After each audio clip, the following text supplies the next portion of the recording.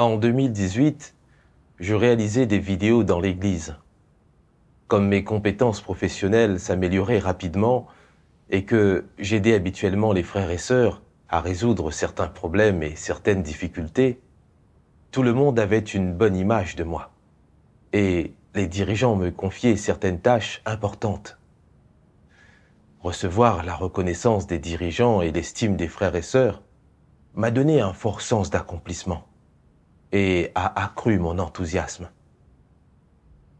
Même si je n'étais pas le chef d'équipe, j'identifiais et analysais rapidement les problèmes dans notre travail. Je faisais toujours de mon mieux pour terminer les tâches que les dirigeants et les chefs d'équipe m'avaient assignées. J'avais donc l'impression d'avoir vraiment un fardeau dans mon devoir et d'être relativement obéissant. Surtout, lorsque je voyais certains frères et sœurs autour de moi devenir négatifs, se laisser aller dans leurs devoirs et ne pas faire correctement leurs devoirs car ils étaient mécontents des tâches que l'Église leur avait assignées. Je pensais que si je me retrouvais dans une telle situation, je n'agirais pas comme eux, que je serais toujours obéissant. Un jour de 2022, le chef de groupe m'a dit qu'il y avait une pénurie de personnes pour le travail textuel. Comme la charge de travail dans notre groupe n'était pas lourde, que j'avais certaines compétences rédactionnelles et que je pouvais généralement échanger sur la vérité pour résoudre certains problèmes, les dirigeants, après évaluation complète, ont pris des dispositions pour que je fasse du travail textuel. Quand j'ai appris la nouvelle, je ne pouvais simplement pas en croire mes oreilles. Je me suis dit, vont-ils me réaffecter? Je suis très bien dans ce groupe. Les frères et sœurs m'apprécient et les personnes des autres groupes viennent même me demander conseil. Cela me met vraiment en valeur. Si je pars pour faire du travail textuel, comme je ne comprends pas les principes et qu'il me faudra un temps indéterminé pour rattraper les autres, vu que je débute à peine, cela ne signifie-t-il pas que je serai le plus mauvais du groupe? Je n'arrive vraiment pas à comprendre pourquoi fallait-il qu'ils me choisissent. J'ai pensé à certaines sœurs que je connaissais et qui avaient de bonnes compétences rédactionnelles. Peu après avoir commencé à faire du travail textuel, elles ont été réaffectées, car elles ne convenaient pas pour le travail. J'avais le sentiment que je n'étais pas aussi bon qu'elles, et que, si je ne pouvais pas faire ce travail correctement, ce serait humiliant. J'avais beau comparer les deux, je sentais que mon devoir actuel était plus stable et plus prestigieux. Plus je pensais de cette manière, plus j'avais le sentiment que les dirigeants avaient été trop hâtifs dans leurs réflexions, qu'ils n'avaient pas bien compris mes points forts avant de me transférer. Je me suis plaint auprès de la chef d'équipe. Les dirigeants n'ont-ils pas évalué cette question avec soin? Je suis plus doué pour réaliser des vidéos. Le travail textuel n'est pas mon point fort. Si je dois y aller, je ne le ferai pas bien. Ne devrait-il pas reconsidérer la question en se basant sur mes points forts? Je pensais que la chef d'équipe compatirait en comprenant mon point de vue et qu'elle parlerait peut-être avec les dirigeants pour reconsidérer mon ajustement. Mais elle a échangé et dit que je devais d'abord prendre les besoins de l'Église en considération. Je me suis rendu compte que je ne devais pas argumenter et que je devais d'abord obéir. Plus tard, j'ai recherché les principes relatifs à l'ajustement des devoirs.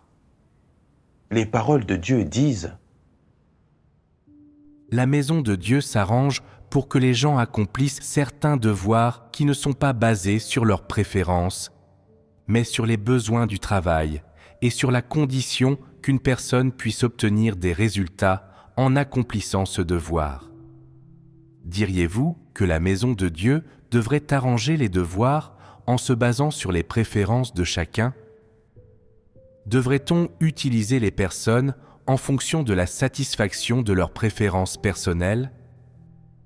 Laquelle de ces propositions concorde avec les principes de la maison de Dieu lorsqu'elle utilise des gens?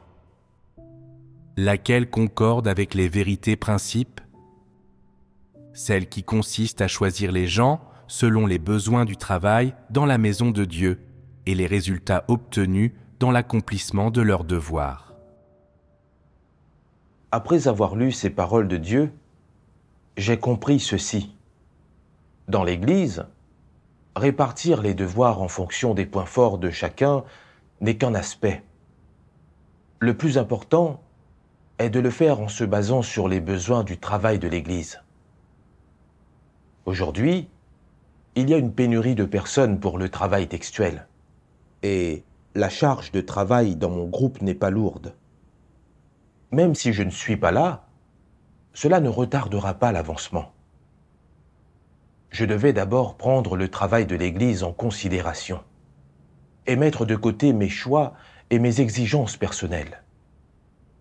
Si je ne satisfais que mes propres préférences, c'est trop égoïste. Quand j'ai pris conscience de cela, je me suis senti moins réfractaire dans mon cœur. Plus tard, j'ai lu ces paroles de Dieu. Dieu Tout-Puissant dit « Si l'on croit en Dieu, mais qu'on n'écoute pas ses paroles, qu'on n'accepte pas la vérité ou qu'on ne se soumet pas à ses arrangements et à ses orchestrations, si on ne fait qu'afficher certains bons comportements, mais que l'on est incapable de se rebeller contre la chair et que l'on ne renonce en rien à son orgueil ou à ses intérêts, et même si, selon les apparences, on accomplit son devoir, on vit encore selon ses tempéraments sataniques et on n'a pas le moins du monde abandonné ni changé ses philosophies et ses modes de vie sataniques. Alors, comment pourrait-on vraiment croire en Dieu? Quel que soit leur nombre d'années de croyance, ils n'ont pas établi une relation normale avec Dieu.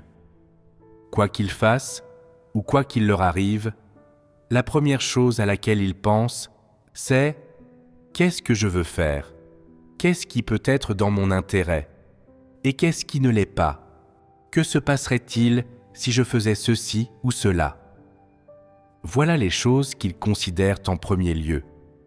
Ils ne se demandent pas, de quelque façon que ce soit, quelle sorte de pratique glorifie Dieu et lui rend témoignage, ou satisfait les intentions de Dieu, pas plus qu'ils ne prient pour chercher quelles sont les exigences de Dieu et ce que ses paroles disent. Ils ne prêtent jamais attention à ce que sont les intentions ou les exigences de Dieu, et ils ne se demandent pas comment les gens doivent pratiquer afin de satisfaire Dieu. Même s'il peut leur arriver de prier devant Dieu et d'échanger avec lui, ils ne font que se parler à eux-mêmes, sans chercher sincèrement la vérité. Quand ils prient Dieu et lisent ses paroles, ils ne relient pas ces paroles aux problèmes qu'ils rencontrent dans la vie réelle. Et donc, dans l'environnement arrangé par Dieu, comment traite-t-il sa souveraineté, ses arrangements et ses orchestrations?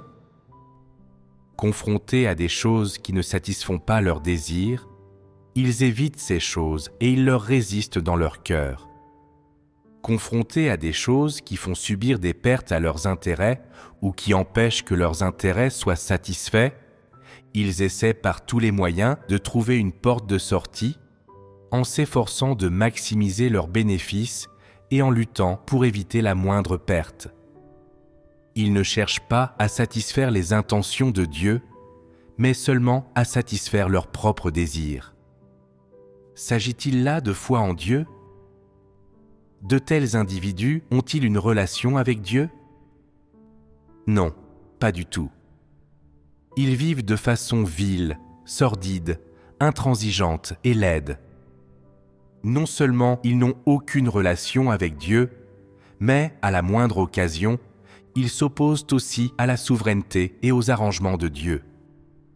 Ils disent souvent « Puisse Dieu exercer sa souveraineté sur toute chose dans ma vie et gouverner toute chose dans ma vie.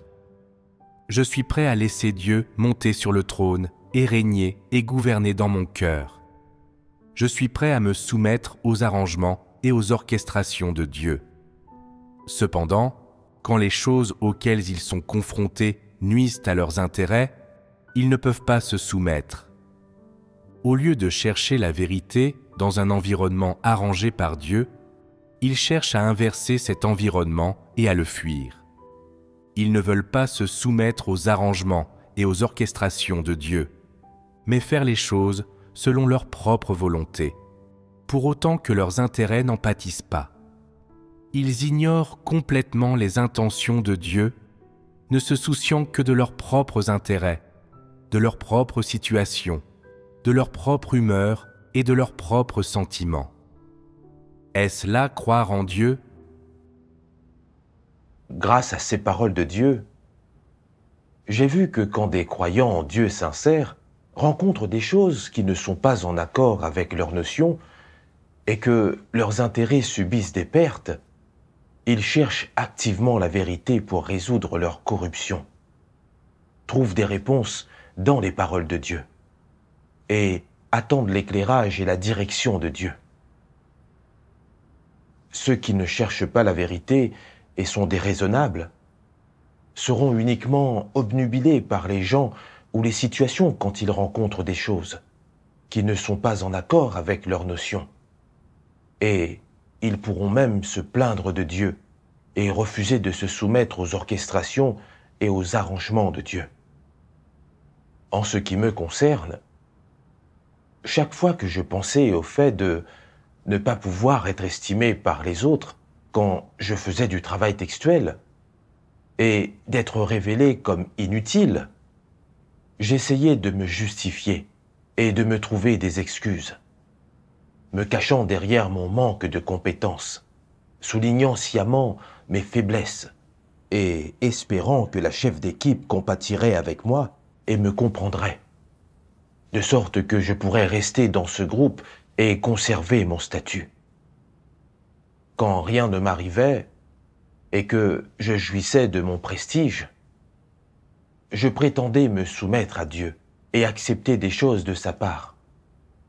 Cependant, quand j'étais confronté à des choses qui ne s'accordaient pas avec mes notions ou qui portaient atteinte à mes intérêts personnels, j'argumentais et résistais, me sentais réfractaire envers les orchestrations de Dieu et en étais mécontent.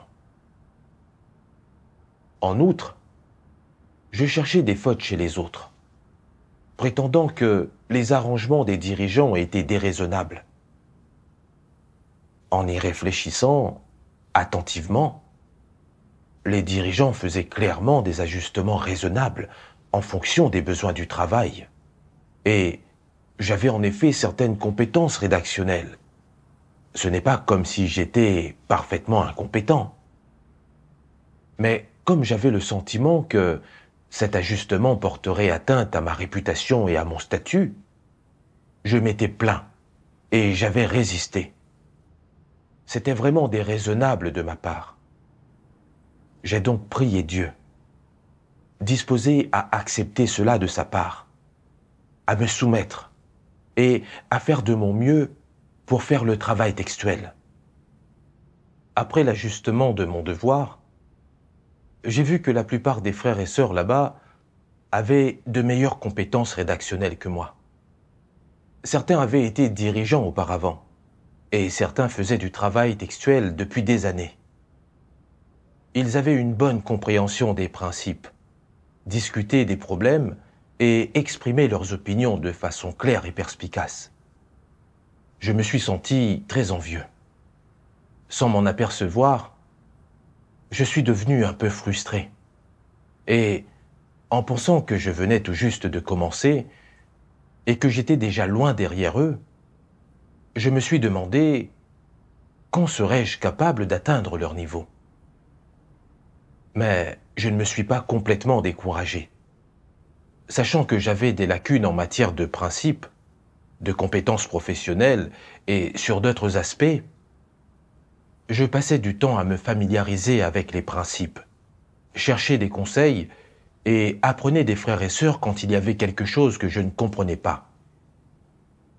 Mais comme j'étais nouveau dans ce devoir, je n'avais pas de bonnes idées quand nous discutions des problèmes avec les frères et sœurs.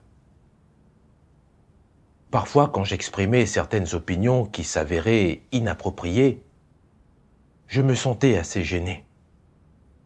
À ce rythme, plus je travaillerais, plus j'aurais l'air mauvais, sans parler d'obtenir l'estime des gens.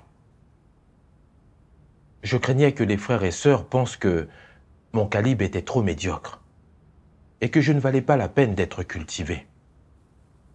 En voyant à quel point ce travail était important et éprouvant, j'ai eu encore plus peur de ne pas réussir à bien le faire et de me faire réaffecter. Ce serait vraiment humiliant. À partir de ce moment-là, j'ai toujours fait mon devoir sans enthousiasme. Je fixais l'écran de mon ordinateur, l'esprit vide. Je manquais d'intérêt et de motivation pour apprendre la profession. Je ressentais un découragement inexplicable et constant. Parfois, je rêvais même du moment où les dirigeants pourraient changer d'avis et me renvoyer à mon ancien devoir. Je me disais que ce serait mieux que d'être révélé comme inutile et de passer inaperçu ici. Plus tard, la sœur qui m'encadrait dans la profession a identifié certains problèmes avec les principes dans mon devoir. Lorsqu'elle les a analysés, elle a même souligné ces problèmes et ces écarts dans le groupe. Je me suis senti très embarrassé.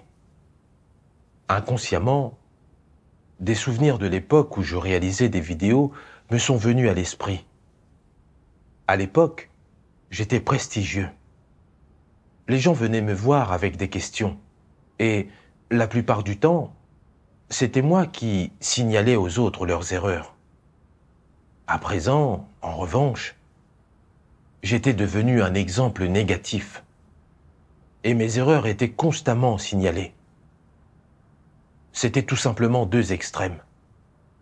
Ce contraste m'a rendu encore plus négatif. J'ai même envisagé de dire aux dirigeants que j'étais incapable de faire ce travail et que je voulais retourner réaliser des vidéos. Mais je craignais que les autres disent que je n'étais pas obéissant. Alors j'ai fait mes devoirs à contre-cœur.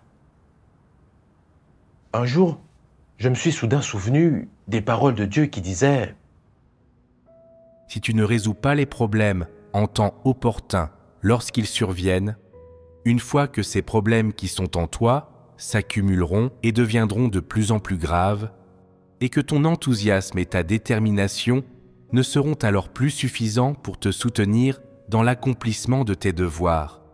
Tu sombreras dans la négativité, au point même que tu risqueras de quitter Dieu, et tu ne pourras certainement pas tenir bon. » Je me suis rendu compte qu'il était très dangereux de ne pas s'occuper de cet état négatif.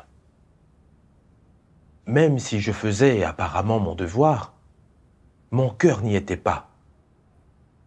Je me remémorais souvent l'époque où j'étais estimé et loué par les autres, alors que je ne me faisais jamais de mon mieux.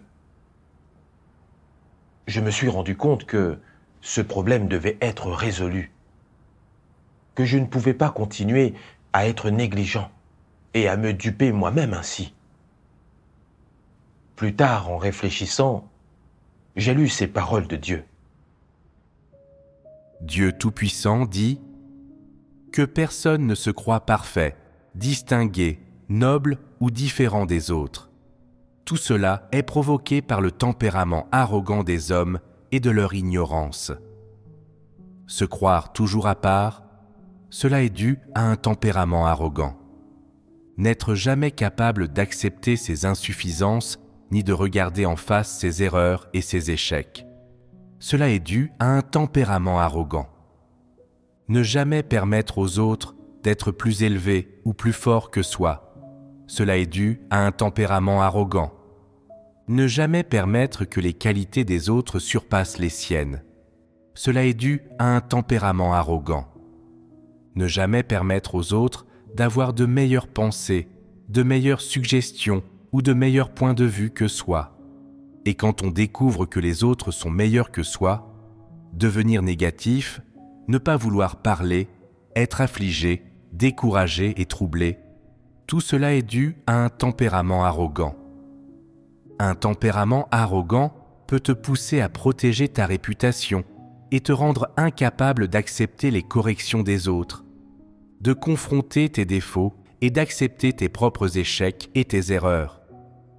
En outre, quand quelqu'un est meilleur que toi, cela peut faire émerger de la haine et de la jalousie dans ton cœur et tu peux te sentir contraint, au point de ne plus avoir envie de faire ton devoir et de devenir superficiel en l'accomplissant. Un tempérament arrogant peut faire émerger en toi ses comportements et ses pratiques. Ces paroles de Dieu m'ont aidé à trouver la raison de ma négativité.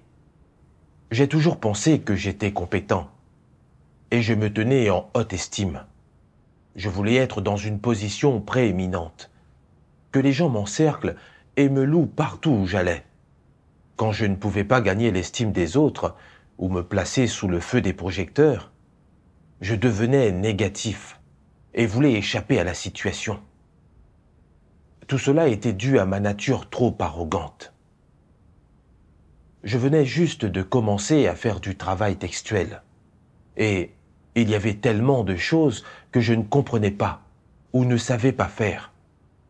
Aucun principe ne peut être appris simplement en l'écoutant ou en le lisant quelquefois. Cela exige une période d'apprentissage concret. Pendant cette période, les erreurs et les échecs sont inévitables. Les gens qui sont vraiment dotés de raison peuvent tous aborder ces choses correctement. Mais je n'avais aucune conscience de moi-même. Partout où j'allais, je voulais montrer que j'étais spécial. Je venais clairement tout juste de commencer, mais j'étais impatient d'accomplir quelque chose pour montrer mes capacités, afin que mes frères et sœurs voient que j'avais un bon calibre.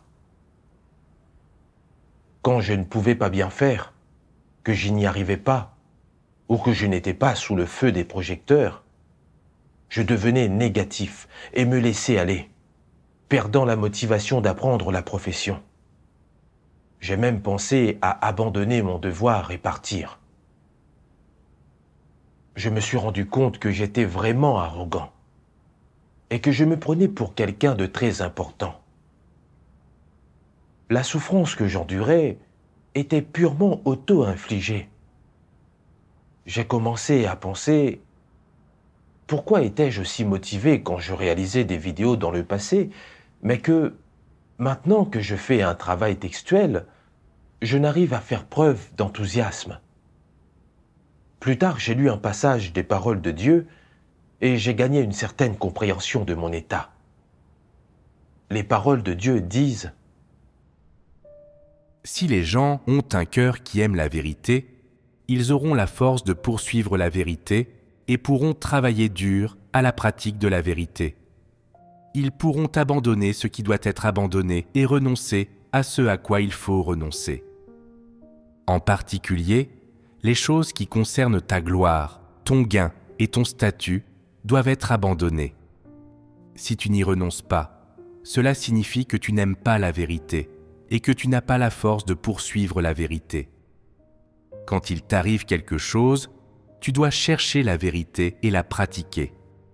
Si, à ces moments où tu as besoin de pratiquer la vérité, tu as toujours un cœur égoïste et que tu ne peux pas renoncer à ton intérêt personnel, tu seras incapable de mettre la vérité en pratique. Si tu ne cherches et ne pratiques la vérité en aucune circonstance, tu n'es pas une personne qui aime la vérité. Peu importe depuis combien d'années tu crois en Dieu, tu n'obtiendras pas la vérité. Certaines personnes recherchent toujours la gloire, le gain et l'intérêt personnel. Quel que soit le travail que l'Église leur destine, elles délibèrent toujours, pensant « Est-ce que cela me sera bénéfique ? Si oui, je le ferai. Sinon, je ne le ferai pas. » Une telle personne ne pratique pas la vérité alors peut-elle bien accomplir son devoir? Certainement pas. Même si tu n'as pas fait le mal, tu n'es tout de même pas une personne qui pratique la vérité.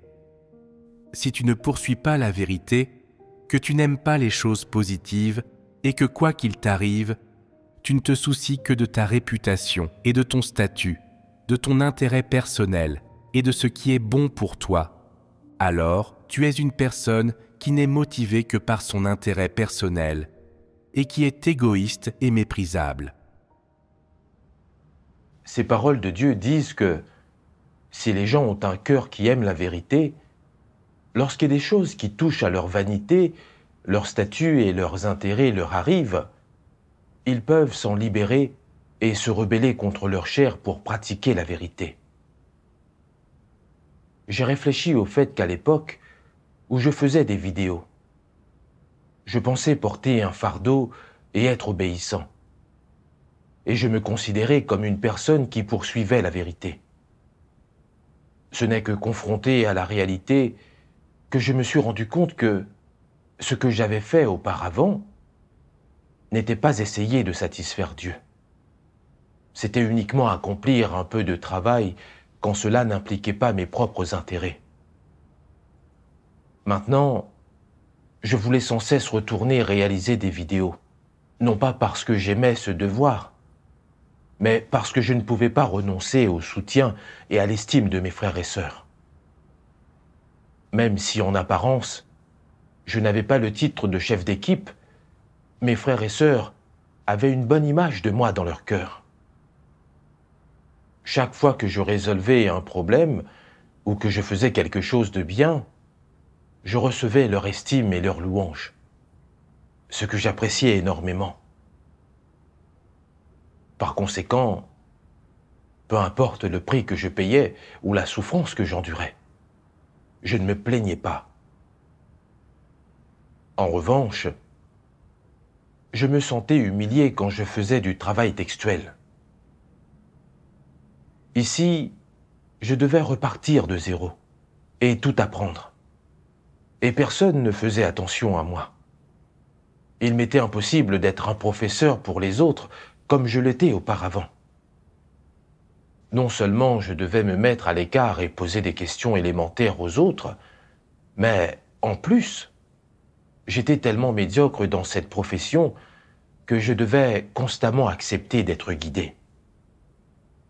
Je ne voulais pas affronter mes insuffisances. Je voulais uniquement savourer les fleurs et les applaudissements et jouir de l'estime et des louanges des autres. J'ai même fantasmé qu'un jour, les dirigeants me laisseraient recommencer à réaliser des vidéos, afin que je puisse continuer à être entouré et loué par les gens. Mais ce n'est jamais arrivé. Au lieu de cela, c'est la révélation continue de ma corruption et de mes défauts qui est arrivée. Par conséquent, je suis devenu négatif et contrarié, et j'ai perdu ma motivation à faire mon devoir. À ce stade, je me suis rendu compte que, par le passé, je n'avais fait mon devoir que pour la réputation et le statut, et que je n'avais pas du tout considéré mon devoir comme une responsabilité. Souvent, au cours de cette période, je cherchais mon état et y réfléchissais. J'ai lu ces paroles de Dieu qui disaient « Pour les antéchrists, le statut et la réputation sont leur vie. Peu importe comment ils vivent, peu importe l'environnement dans lequel ils vivent, leur travail, ce qu'ils poursuivent, leurs objectifs, la direction de leur vie, tout tourne autour d'une bonne réputation et d'un statut élevé. Et ce but ne change pas. Ils ne peuvent jamais mettre de côté de telles choses. C'est là le vrai visage des antéchrists et leur essence. Vous pourriez les mettre dans une forêt vierge au fond des montagnes, et ils ne mettraient toujours pas de côté leur poursuite de la réputation et du statut. Vous pouvez les mettre dans n'importe quel groupe de gens, et tout ce à quoi ils pourront penser, ce seront toujours la réputation et le statut. bien que les antéchrists croient aussi en Dieu, ils voient la poursuite de la réputation et du statut comme équivalente à la foi en Dieu et placent ces deux choses sur un pied d'égalité. C'est-à-dire qu'en marchant sur le chemin de la foi en Dieu, ils poursuivent aussi leur propre réputation et leur propre statut. On peut dire qu'au fond d'eux-mêmes, la poursuite de la vérité dans leur foi en Dieu est la poursuite de la réputation et du statut, et que la poursuite de la réputation et du statut est aussi la poursuite de la vérité. Obtenir réputation et statut, c'est gagner la vérité et la vie. S'ils ont le sentiment de n'avoir pas de gloire, pas de gain ni de statut, que personne ne les admire, ne les estime ou ne les suit, alors ils sont très déçus. Ils croient qu'il n'y a aucun intérêt à croire en Dieu, aucune valeur à cela, et ils se disent « Une telle foi en Dieu est-elle un échec ? Ne suis-je pas sans espoir ?» Ils calculent souvent de telles choses dans leur cœur. Ils calculent la façon dont ils peuvent se tailler une place dans la maison de Dieu et avoir une haute réputation dans l'Église. La façon dont ils peuvent faire en sorte que les gens les écoutent quand ils parlent, les soutiennent quand ils agissent et les suivent où qu'ils soient.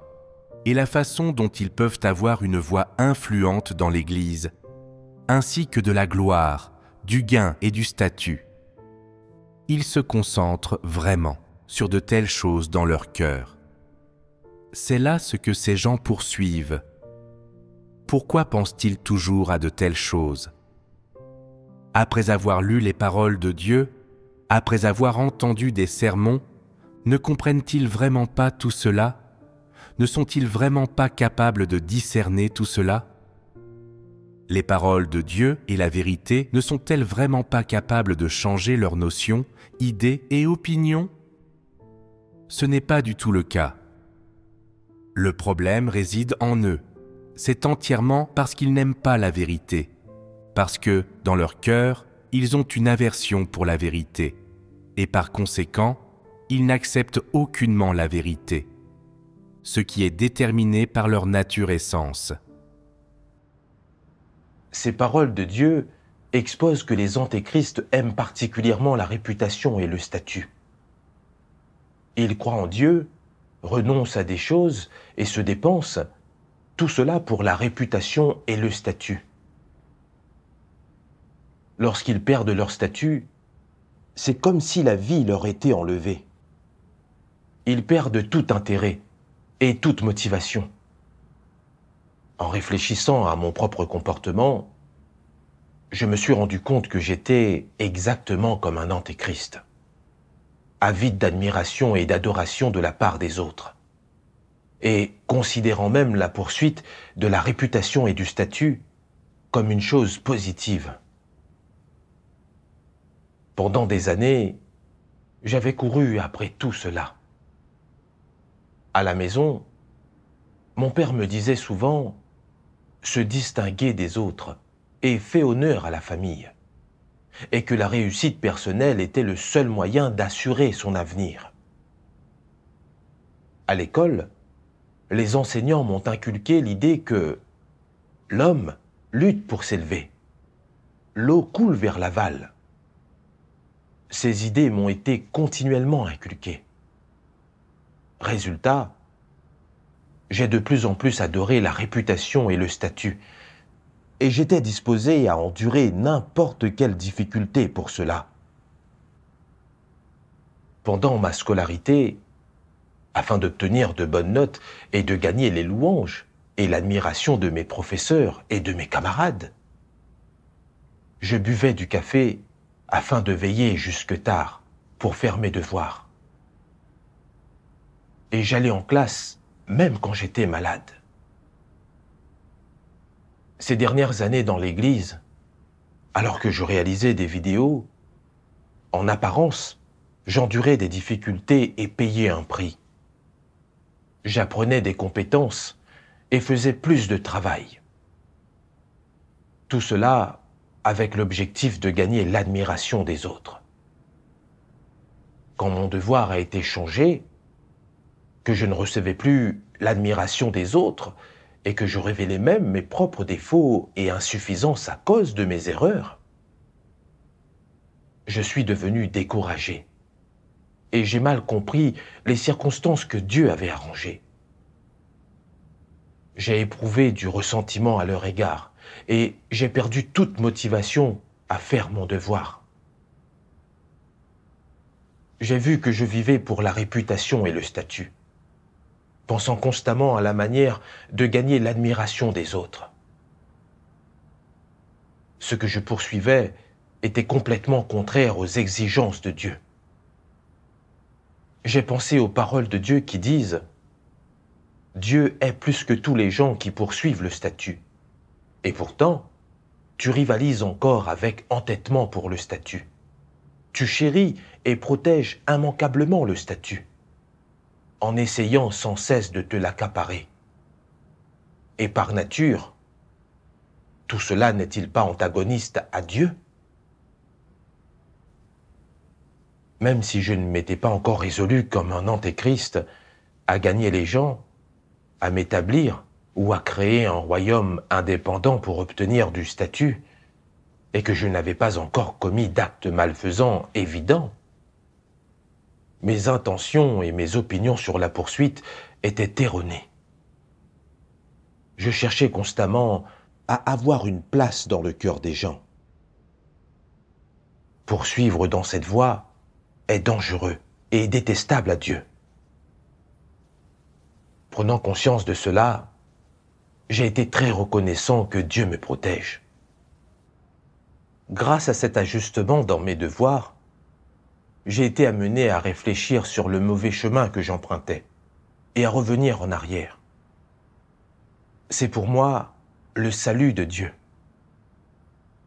Même si je n'avais plus l'opportunité de me distinguer et d'être sous les feux de la rampe, j'étais capable de me soumettre sincèrement. J'ai également un peu regretté d'avoir perdu autant de temps au cours des dernières années.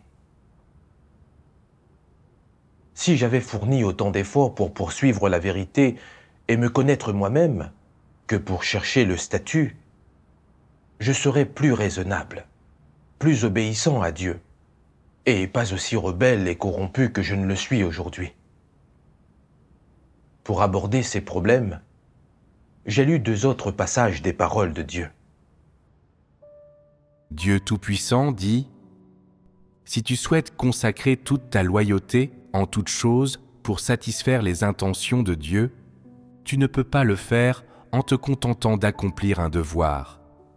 Tu dois accepter n'importe quelle commission que Dieu te confie, que ce soit à ton goût et en lien avec tes intérêts, ou que ce soit quelque chose que tu n'apprécies pas, que tu n'as jamais fait auparavant ou qui est difficile, tu dois quand même l'accepter et te soumettre.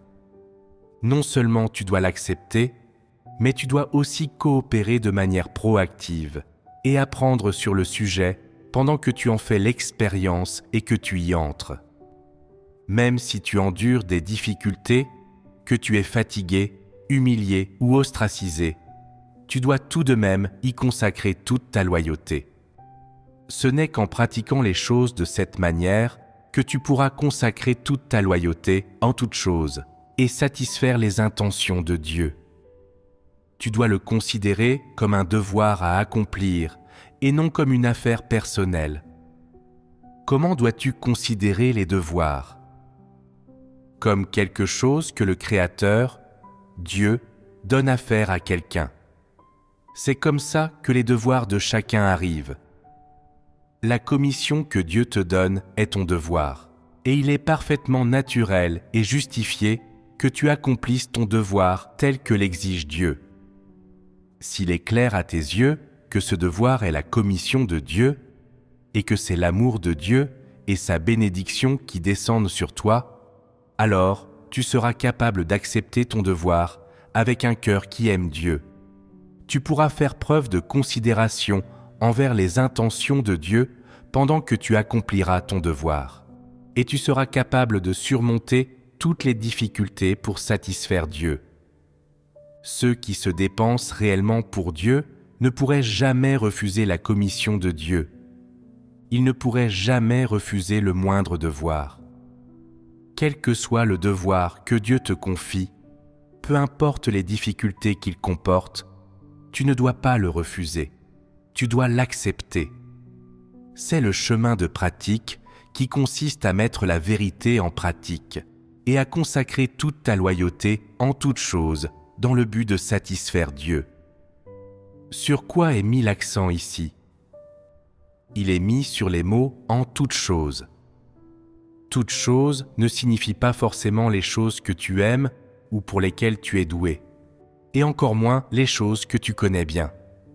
Parfois, il s'agira de choses pour lesquelles tu n'es pas doué, des choses que tu devras apprendre, des choses difficiles ou des choses pour lesquelles tu devras souffrir. Cependant, peu importe de quoi il s'agit, à partir du moment où Dieu te l'a confié, tu dois l'accepter de sa part. Tu dois l'accepter et accomplir ton devoir correctement, y consacrer toute ta loyauté et satisfaire les intentions de Dieu. C'est le chemin de pratique. Te ridiculiser toi-même est une bonne chose.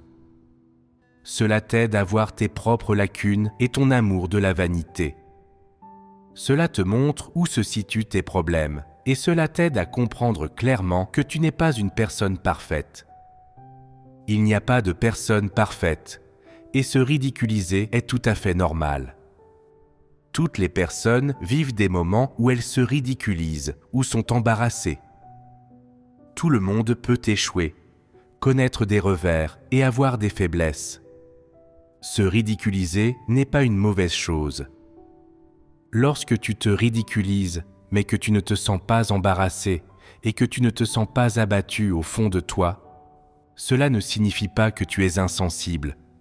Cela signifie que tu ne te soucies pas de savoir si te ridiculiser affectera ta réputation. Et cela signifie que ta vanité n'occupe plus tes pensées. Cela signifie que tu as mûri dans ton humanité. C'est merveilleux. N'est-ce pas une bonne chose ? C'est une bonne chose. Ne pense pas que tu n'as pas été bon ou que tu as de la malchance et ne cherche pas les causes objectives derrière cela. C'est normal. Tu peux te ridiculiser, d'autres peuvent se ridiculiser, tout le monde peut se ridiculiser. Tu découvriras finalement que tout le monde est pareil, que les gens sont tous des gens ordinaires, que tous sont mortels, que personne n'est plus grand que qui que ce soit d'autre et personne n'est meilleur. Il arrive à tout le monde de se ridiculiser parfois, donc personne ne devrait se moquer d'autrui. Une fois que tu as fait l'expérience de nombreux échecs, tu mûris progressivement dans ton humanité. Ainsi, chaque fois que tu rencontreras à nouveau ces choses, tu ne seras plus contraint et elles n'auront pas d'incidence sur l'accomplissement normal de ton devoir. Ton humanité sera normale, et lorsque ton humanité sera normale, ta raison sera normale aussi. Après avoir lu ces paroles de Dieu, j'ai trouvé un chemin pour pratiquer dans cette situation. Que les autres m'admirent ou non, que j'ai l'opportunité de me distinguer ou non, je dois me soumettre à l'environnement arrangé par Dieu et traiter mon devoir avec sincérité, y mettant mon cœur et mes forces. C'était ma responsabilité et ce que je devais faire. Plus tard, même si le travail que j'avais achevé comportait encore parfois des erreurs, que les autres soulignaient plusieurs problèmes et que je me sentais mal, je ne réagissais plus de façon négative. Plus je rencontrais d'erreurs et d'échecs, plus cela me poussait à revenir à Dieu à temps pour connaître ma corruption, à analyser mes écarts et mes manques et à y réfléchir. Cela a également approfondi ma mémoire de certains principes, ce qui a été bénéfique à la fois pour l'accomplissement de mon devoir et pour mon entrée dans la vie. Avec cette compréhension, mon état d'esprit s'est amélioré et je ne me préoccupais plus autant de la façon dont les autres me voyaient. En ce qui concerne la profession, j'ai analysé mes déviations et mes problèmes, cherché de l'aide auprès des frères et sœurs quand il y avait quelque chose que je ne comprenais pas, et cherché et appliqué des principes pertinents. J'ai également appris des bonnes pratiques des autres. En ce qui concerne mon état, j'ai utilisé mon temps libre pour réfléchir, m'interroger et me connaître moi-même en me basant sur les paroles de Dieu à propos des corruptions que j'avais révélées. Après avoir pratiqué cela pendant un certain temps, j'ai commencé à apprécier mon devoir actuel. Et les résultats de mon devoir se sont améliorés par rapport à avant. En repensant à ce processus, j'ai pris conscience des intentions sincères de Dieu. Faire mon devoir dans cet environnement m'a apporté de nombreux gains. C'est grâce à ces échecs et ces révélations que j'ai pu voir clairement mes lacunes et ma vraie stature. Apprendre à me soumettre à la souveraineté et aux arrangements de Dieu et chercher davantage les principes dans mes devoirs. En outre, être constamment forgé dans cet environnement a fait mûrir mon humanité, me rendant moins impulsif et fragile, plus à même de traiter correctement mes manques et de commencer à apprendre à chercher les intentions de Dieu et les vérités principes. Tout cela constitue un entraînement et un perfectionnement pour moi. Grâce à cette expérience de cet ajustement dans mes devoirs, je suis parvenu à comprendre que, peu importe le devoir que nous faisons, que notre réputation soit maintenue ou que nous soyons admirés par les autres, ces choses ne sont pas importantes. Ce qui importe, c'est que nous puissions nous soumettre à Dieu et avoir des témoignages de pratique de la vérité. Par le passé, quand je voyais d'autres personnes devenir négatives et désobéissantes après l'ajustement de leurs devoirs, je les méprisais et pensais être meilleur. En faisant face aux faits aujourd'hui, j'ai vu que ma nature était trop arrogante et que je n'étais pas plus soumis à Dieu que les autres. Grâce aux situations arrangées par Dieu, j'ai gagné une certaine connaissance de moi-même et j'ai effectué certains changements. Du fond du cœur, je suis vraiment reconnaissant envers le salut de Dieu.